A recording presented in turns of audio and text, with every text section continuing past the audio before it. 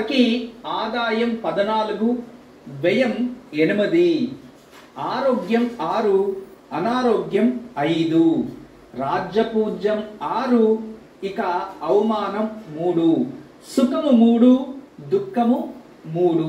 ఇక 12వ ఇంటికి ప్రవేశం చేస్తాడు, వ్యయస్థానానికి వచ్చేస్తాడు. ఇక శని నవమ స్థానం ఏర్పడతాయి. ఇక వ్యవసాయదారులకైతే చాలా అభివృద్ధి ఉంది. నేను ఎక్కువ డబ్బులు ఇన్వెస్ట్మెంట్ చేస్తే నష్టం అవుతుందేమో అని బాధపడకండి. మీరు ఖచ్చితంగా వ్యవసాయాన్ని కాపాడుకోండి, ఆ వ్యవసాయమే మిమ్మల్ని కాపాడుతుంది. ఈ సంవత్సరంలో వ్యవసాయ రంగంలో కర్కాటక రాశి వారికి అధికమైన లాభాలు కనబడతాయి.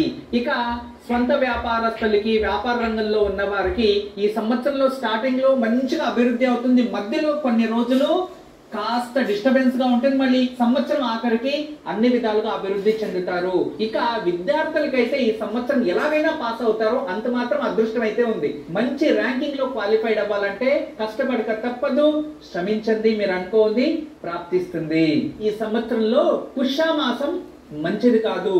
ద్వితీయ, సప్తమి, ద్వాదశి తిథులు కూడా మీకు మంచిది కాదు. అనురాధ నక్షత్రం మీకు మంచిది కాదు. ఇవి ఘాతకం.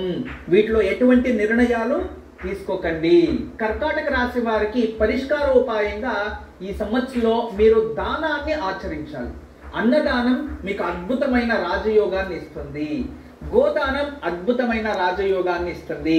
మరియు బ్రాహ్మణులకి కావాల్సిన స్వయంపాక దానం మీకు అద్భుతమైన ప్రతిఫలాన్ని ఇస్తుంది. ఈ సంవత్సరంలో గోసేవ చేస్తూ ఉండండి, అన్నదానాలు చేస్తూ ఉండండి, లేదా వారానికి ఒక్కసారైనా ఎవరికైనా ఆహారము, నీరు అటువంటిది అందిస్తూ ఉండండి.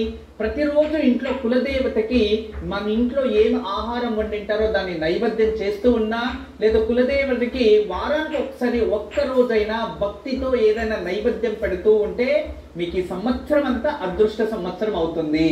గురూజీ, మరిన్ని విశేషాలు తెలియజేస్తున్నారు.